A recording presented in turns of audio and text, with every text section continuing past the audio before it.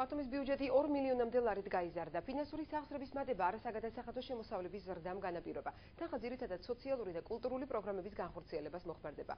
ცვლილებები შევიდა საბინაო ამხანაგობის პროგრამებშიც. თემას პირდაპირ ეთერში რუსუდან აბაშიძე განაგრძობს. რუსუდან, რას ითვალისწინებს ცვლილებები?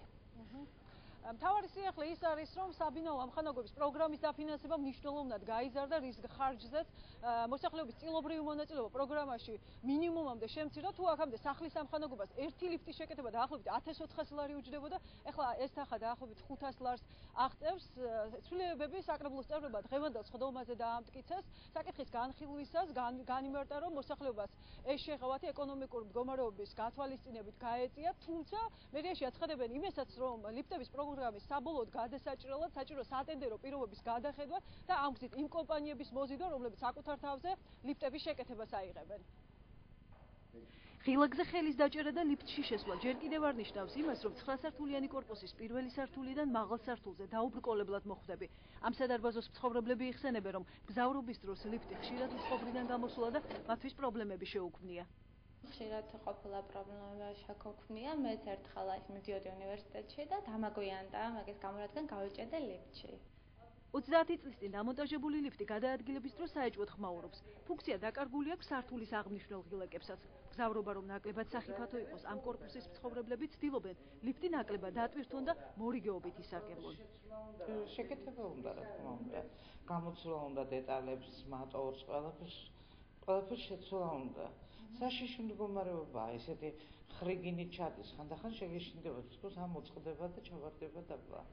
თამარის დასახლებაში მდებარე 9-სართულიანი სახლი იმ კორპუსების ჩამონათვალშია, რომლებიც მერიის საბინაო ამხანაგობის პროგრამით უნდა შეკეთდეს.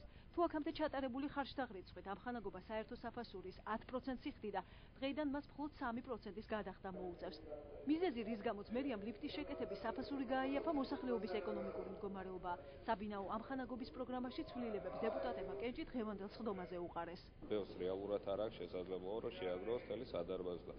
იმიტომ რომ ზოგი იძლევა თანხა, ზოგი არ ცხოვრობს და ძალიან უჭირდა. ზოგი სადარბაზოებია, შეიძლება 3 ან 4 მოსახლე ცხოვრობს, დანარჩენი ან თბილისში ან სხვა რეგიონებში იყო გადასულებს საცხოვრებლად და ვერ აგროვებდა და ადიოდა მაღალ სართულზე მარტო. ანუ შესაბამისად ჩვენ მივიღეთ გადაწყვეტილება, რომ დავწიოთ ეს თანხა, წილობრივი მონაწილეობა, რომ ხელმისაწვდომი იყოს მოსახლეობის. ბათუმში ბევრი ისეთი კორპუსია, სადაც მოსახლეობამ ლიფტების შესაკეთებლად თანხა ძველი ტარიფით გადაიხადა. იმ შემთხვევაში თუ ტენდერში გამარჯვებული კომპანია არ გამოვლინდება, მათ თანხა უკან უბრუნდებათ. ხოლო მომდევნო ტენდერში შემცირებული 3%-იანი ტარიფით ისარგებლებენ. ამხანაგობის ხელმძღვანელები ამბობენ, რომ ეს სიახლე მათ ეკონომიის საშუალებას მისცემს და გამოზრდილი თანხით მათ კორპუსში არსებული სხვა ტიპის პრობლემები მოგვარდება. მე მაქვს სხვა წყაროებიდან შემოსული თანხა, მიზეს ამხანაგების ანგარიშზე და მე შემიძლია პროცენტი გადავიხადო, მაგრამ თუ გაიაფებული იქნება, ჩემთვის უკეთესი იქნება. რა თქმა უნდა, იმპულს სხვა რამეში ვიხვა. ხშირად გვიჩდება ლიფტი და ამ ლიფტი ორის გამოძახება გვიწევს. ჩვენ სახსრებით, ჩვენ ფულს ვიხდით.